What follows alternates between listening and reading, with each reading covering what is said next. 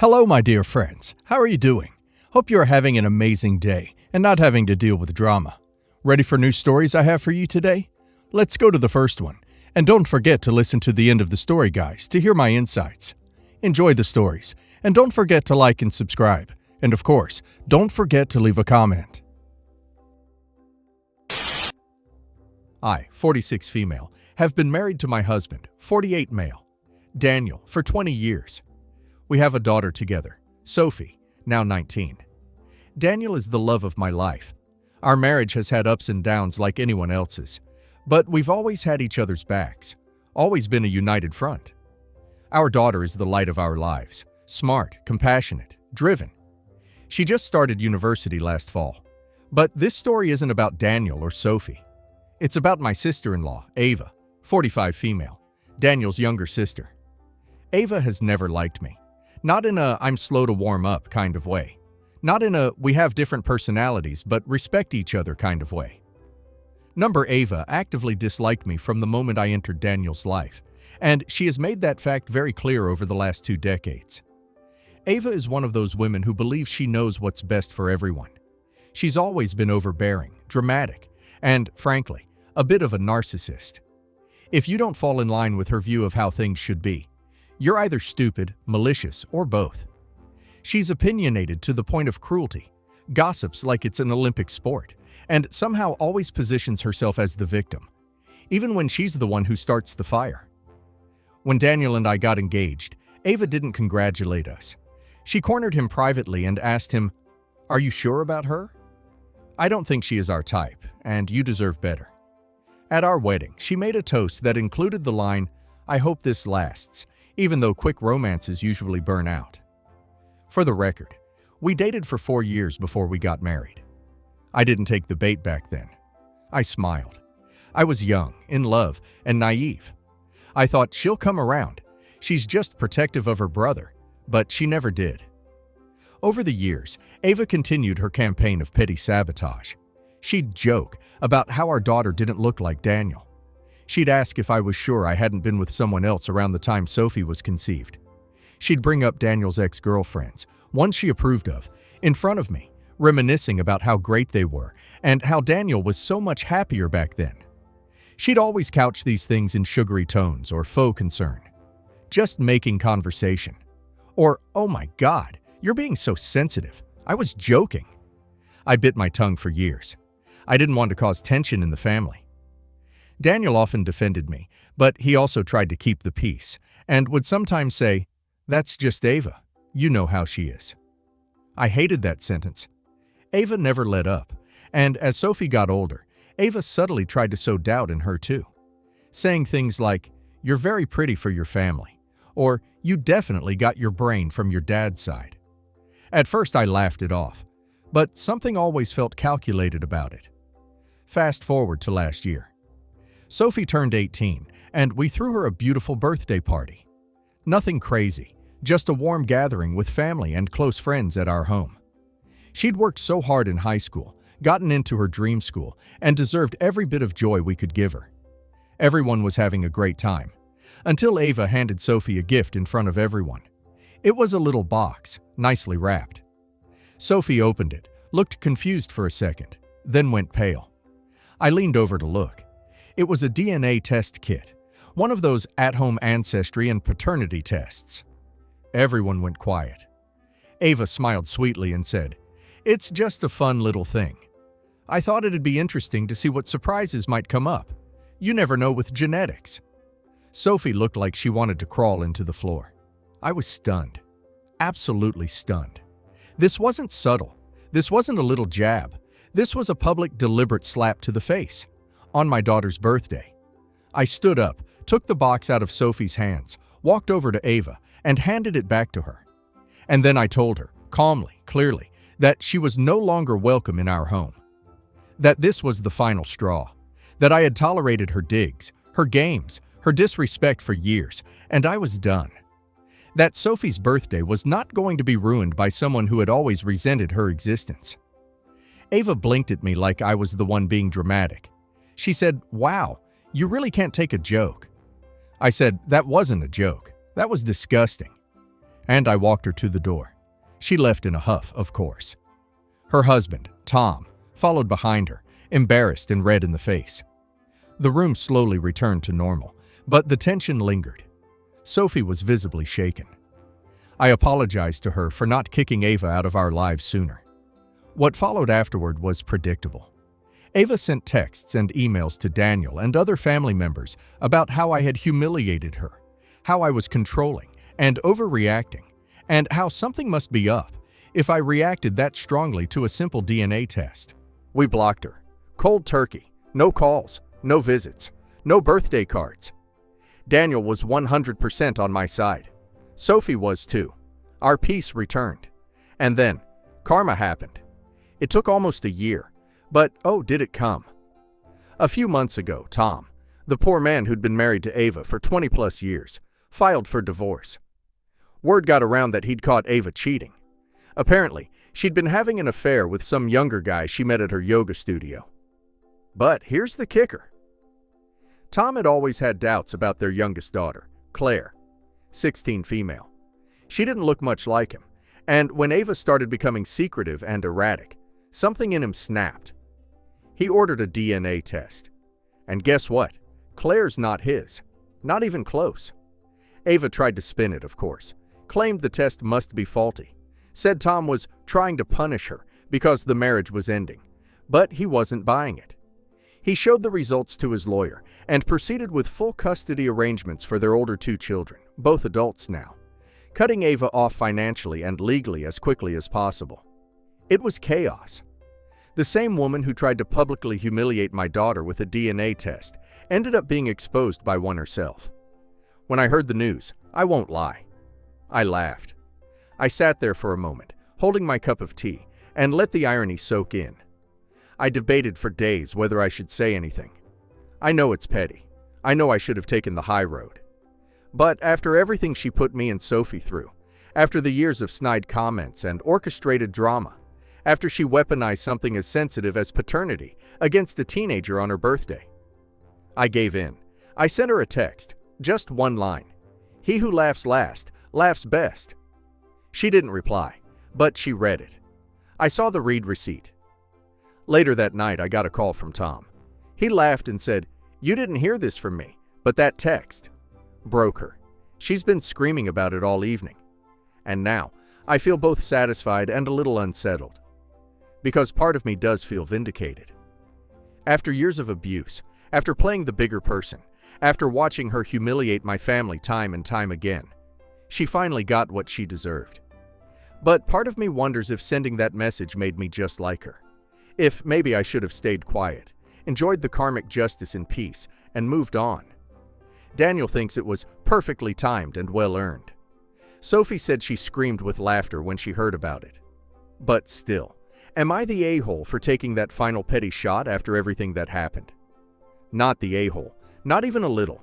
Ava spent years disrespecting OP, undermining OP's marriage, and emotionally manipulating a child with her constant digs. That DNA kit wasn't just inappropriate, it was psychological warfare dressed as a gift. And then karma didn't just knock, it drop-kicked her front door in.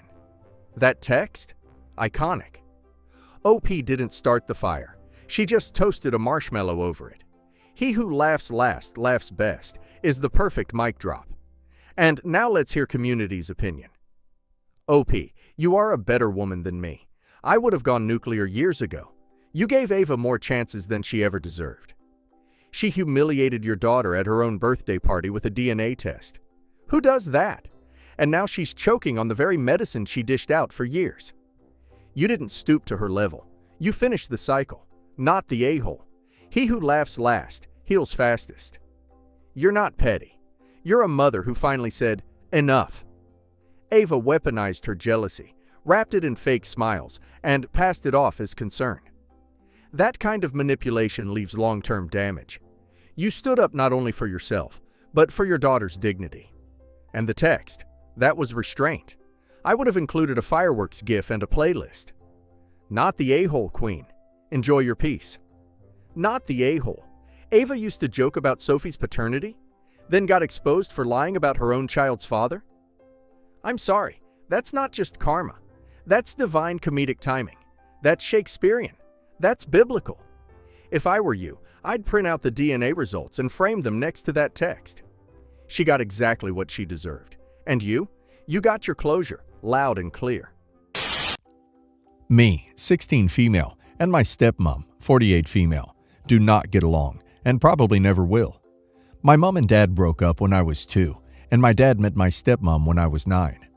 My stepmom, who we'll call M, never really tried to get along with me. And no, my 9-year-old brain just told me that I shouldn't try and get along with her. She would ignore me and make passive-aggressive comments about me and my sister coming over for weekends, which eventually caused my sister to stop going. That and some mocking of my sister's anorexia. Back to the point. During virus times, my dad convinced me to stay for a week, in which me and my stepmom seemed to be bonding. So much so that I didn't think twice about typing in my password when she was next to me. After that, I would leave my phone to go to the toilet or grab a snack, and open my phone to find my messages, Google history, or social media open, because she never thought to close the apps. This started to piss me off because I gave my trust to her and thought we were getting along. It all escalated to her looking at very private talks, which included me talking about my orientation. I hadn't come out yet, and talks about my mental struggles. It all tipped me over the edge, so I decided to figure out a plan to get her to admit to what she'd been doing, because if I told my dad without proof, he wouldn't believe me.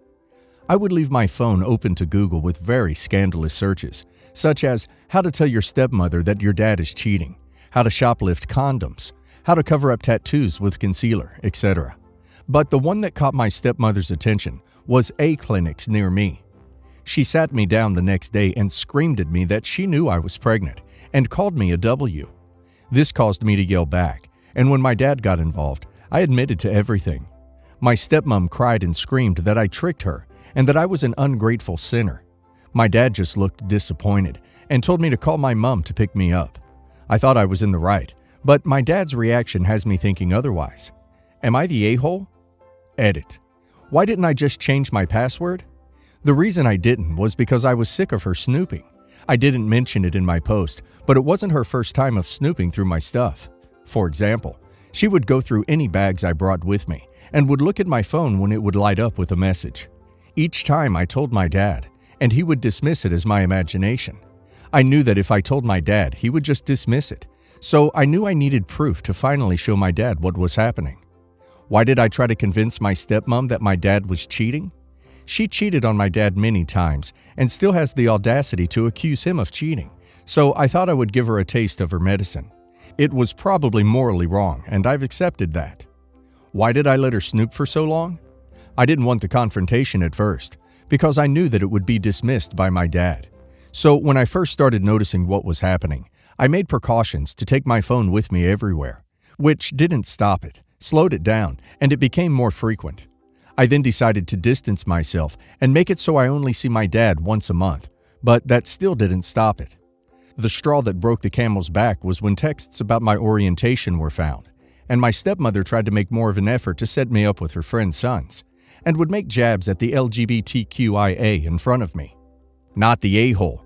The stepmom literally admitted to snooping through your phone for no reason, and your dad is treating you like you're the bad guy. Girl, no. Maybe you should give him the cold shoulder for a while, until he realizes what his wife did was crappy to you, not the other way around. Not the a-hole. You typed in various things. Your stepmother logged into your phone without your knowledge or permission, and then started screaming at you and calling you names for what was in your browser's cache, without even knowing if you were searching for yourself or a friend. Do I have that right? In doing so, your stepmother outed herself as a snoop, and somehow, in their warped version of a reality, you're at fault for her behavior? Nope, I don't think so. Not the a-hole. I'm sorry, but your dad is spineless as duck. Seriously, he should be pissed at her for going through your things to begin with, like a real father should have, instead of him trying to make you the bad guy when his wife is the problematic one in the situation for causing this mess when she put her nose where it shouldn't have been. Seriously, if you have a good relationship with your mom, tell her everything about the situation and anything else about stepmom, because it's time for a real adult to get involved. My wife, female 27, and I, female 26, had our baby a couple of weeks ago. She came a little bit early, and my recovery's harder than expected, so we decided to wait before letting people come over. My dad, male 57, said that he wanted to see the baby, so we agreed to FaceTime. My stepmom, female 33, invited herself on the call, which annoyed my wife and I, but we didn't have the energy to argue. Stepmom made the comment that I should sort out my will, just in case my cancer from when I was little came back, which threw me a bit, because it was their first time meeting the baby and she was just talking about me. I said that my wife and I both keep on top of the legal stuff, and I asked if they had a plan. Dad then said that should stepmom die first, everything would go to him, then split between me, my nearly 2-year-old half-brother, and any future children. My other siblings are on my mom and stepdad's side, and left it at that. Then I pointed out, probably that Dad is significantly older than stepmom, and he went silent. Stepmom explained that all of Dad's stuff and insurance would go to her, and when she dies, to her children. I asked if I was included in any of that, and she told me to stop being spoiled. I should note that this isn't some huge aristocratic fortune, but they're upper middle class and can afford a lot more than anyone else in my family. My wife and I are also solidly middle class, so we do all right financially. Then I asked, could I at least have the mountain bike? Dad used to spend thousands on bicycles, and there's one we used to work on together when I spent weekends there, especially as a teenager. We even made attachments so that I could ride it with my accessibility needs. Dad told me that he sold it on eBay to make more room when stepmom moved in. Here's where I feel like I could have been acting out of order. I said that it wasn't fair that his new family got everything when we still have a relationship. He said that stepmom's a stay-at-home mom, and they're trying for another baby, while I'm planning to go back to work after maternity leave, so she could do with everything. I said that I'm impressed he's found a way to continue his streak of avoiding child support into his death and hung up. Now I'm feeling like I was unfair, as it's his money and stuff, and he gets to decide what to do with it.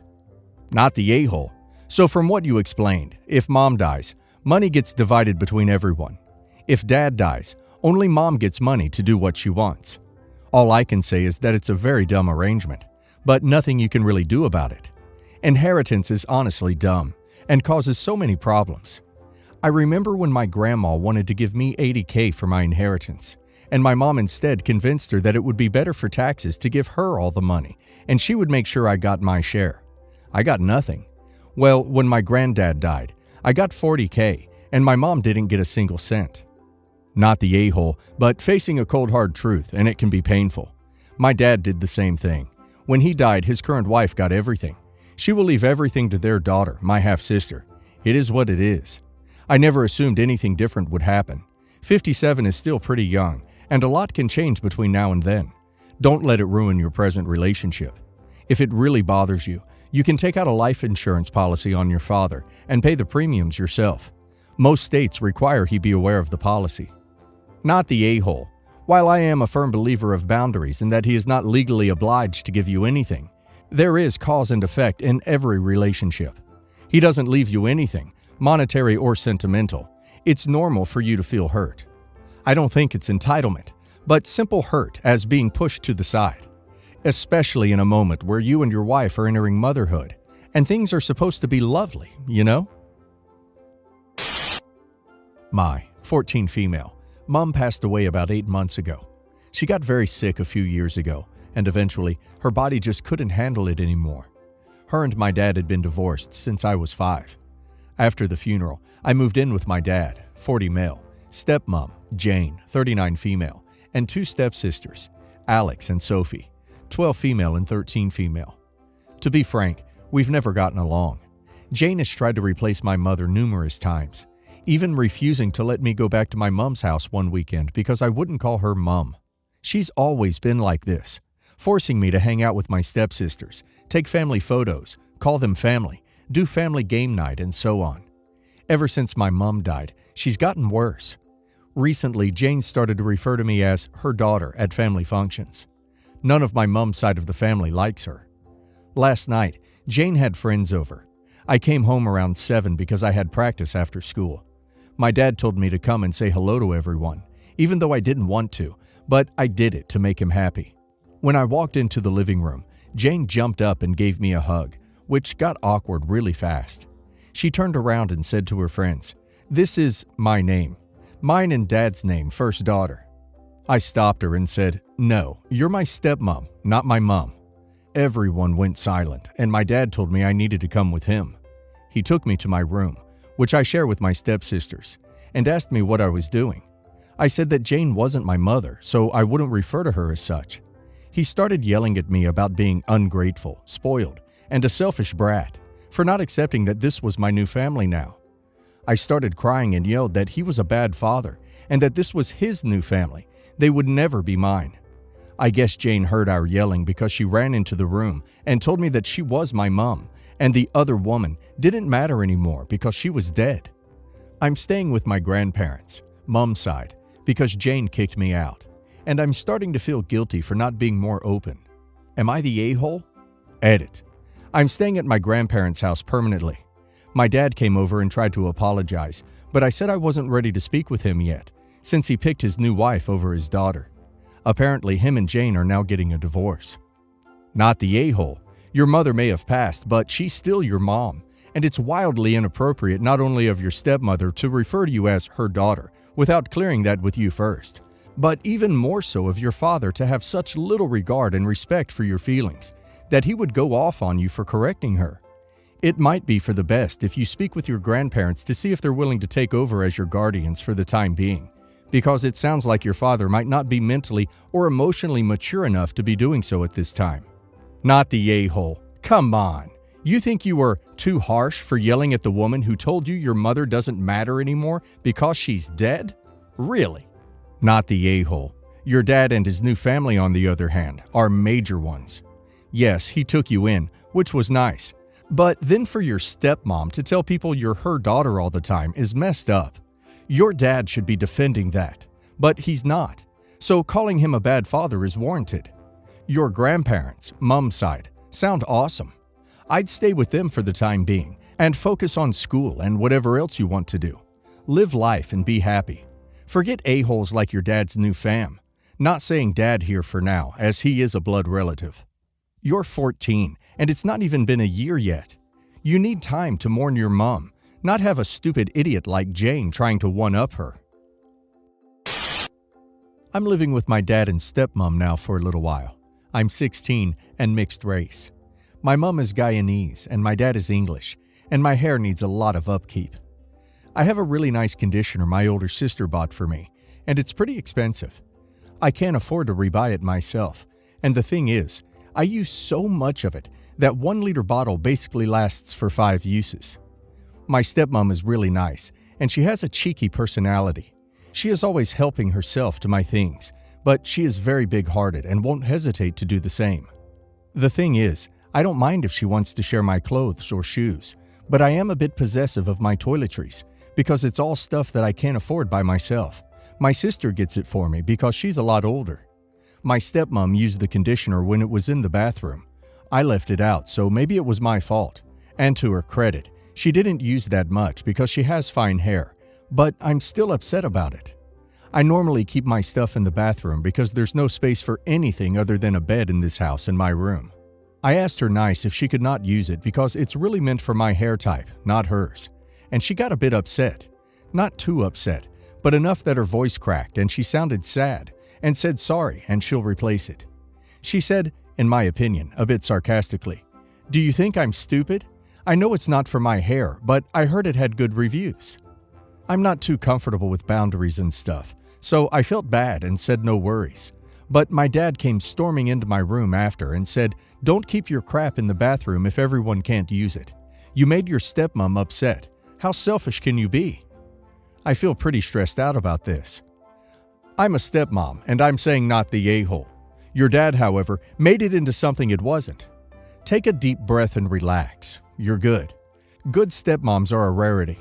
Treat each other with kindness. You're not selfish, and you're not wrong. Not the a-hole. Stepmom isn't either. I would tell her no need whatsoever to replace it, and it really isn't about her hair type, but that your sister got it for you because your hair needs it, and it is expensive. Reassure her you're happy to share most things, except toiletries, because of this. Your dad is the a-hole. Not the a-hole.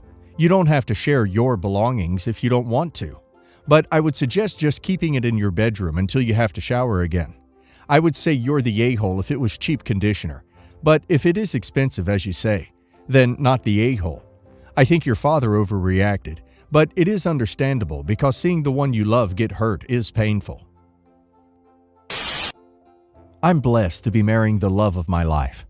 My engagement party is booked at an upscale restaurant, and prior to the day, I sat my sister down and told her that I wanted the party to be focused on the wedding and to please not go above and beyond to take photos for her social media page. I might get flack for this part, but my sister is trying really hard to become famous online. I've never said anything to her because she's an adult and this is her life. But for my wedding, I really don't want her to pull any of her antics, because she doesn't just take a few photos to post. She's the embarrassing, in my opinion, caricature of the perpetually online influencer. She'll order 2 dishes at a restaurant, one to take photos of because it's prettier, and the second to actually eat. She stopped traffic before to take outfit photos in the street. She's also staged fake things to post online. One time, she started crying in a Starbucks and made a fake story up about how the barista picked on her. I want to make it clear that I did not bar my sister from taking photos. I just didn't want her doing something that would embarrass me. Everything was okay until she literally stood on top of her chair to take a top-down photo of her meal. Everyone was staring and in shock, and a waiter had to come and ask her to sit down. She refused to and started to loudly argue with the waiter, saying that she was the sister of the bride, and then started to loudly sob that she was getting picked on. I was mortified and immediately had the groomsmen escort her out of the room. She since blasted me on social media, calling me an a-hole for not handling the situation with more grace and empathy. She says that I could have given her a warning instead of kicking her immediately out. I was kind of panicking, so I wonder if I could have handled it better. Not the a-hole. She's an attention addict, and the sort that always makes herself out to be the victim when she knows she was the one who effed up. $20 says she finds a way to pull this type of crap at your wedding if she attends. Not the a-hole. The waiter asking her to sit down was her warning. Getting kicked out was a natural consequence. I mean, if she had been standing on a chair to get the perfect pic of the happy couple for you, maybe I'd give her a pass. But fighting over a pic of her food and drawing attention away from the occasion, that's rude. Definitely not the a-hole. She made herself a spectacle for no reason, embarrassed you, and decided basic restaurant etiquette didn't apply to her. I'm not really sure why a grown woman needs a warning to please not stand on her chair. And plus, she caused a scene and argued like a spoiled baby when the waiter tried to ask her nicely to stop.